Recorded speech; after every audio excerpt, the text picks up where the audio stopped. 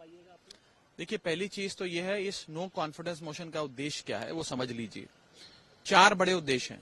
पहला उद्देश्य तो यह है कि सरकार बार बार ये कह रही है कि सरकार बहस चाहती है सदन चलाओ, सरकार बहस चाहती है सदन चलाओ, और विपक्ष शोर मचा रहा है, इसलिए सदन नहीं चल पा रहा। इस नो कॉन्फिडेंस मोशन के आने के बाद सरकार मजबूर हो जाएगी सदन चलाने पर, और इस प्रकार के मनगढ़ंत आरोप हम पर नहीं लगेंगे। वास्तव में सदन चलेगा। 4 दिन बर्बाद हो गए मानसून सत्र के।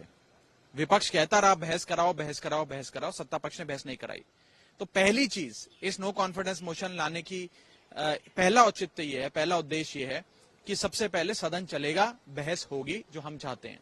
दूसरा महत्वपूर्ण बिंदु, ये नो कॉन्फिडेंस मोशन इसलिए भी लाया जा रहा है कि एक विस्तार से एक लंबी चर्चा हो, एक लॉन्ग ड्यूरेशन डिस्कशन हो, 5-7 मिनट की खाना पूर्ति वाली चर्चा ना हो।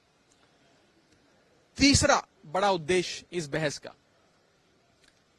कि सरकार को आज के जो ज्वलंत मुद्दे हैं उन पर जवाब देने के लिए मजबूर होना पड़ेगा नो कॉन्फिडेंस मोशन के जवाब में।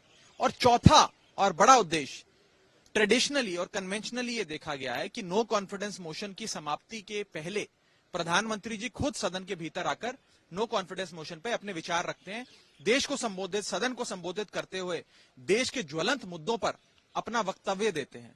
तो इस नो कॉन्फिडेंस मोशन के माध्यम से प्रधानमंत्री जी को भी सदन के भीतर आकर जवाब देने पे मजबूर होना पड़ेगा। ये 4 बड़े उद्देश्य हैं। नतीजा क्या होगा, किसके पास संख्या बल है, किसके पास संख्या बल नहीं है, किसके पास आंकड़े हैं, किसके पास आंकड़े नहीं है, तो बात की बात है। 4 महत्वपूर्ण उद्देश्य सबसे पहले पूरे हों।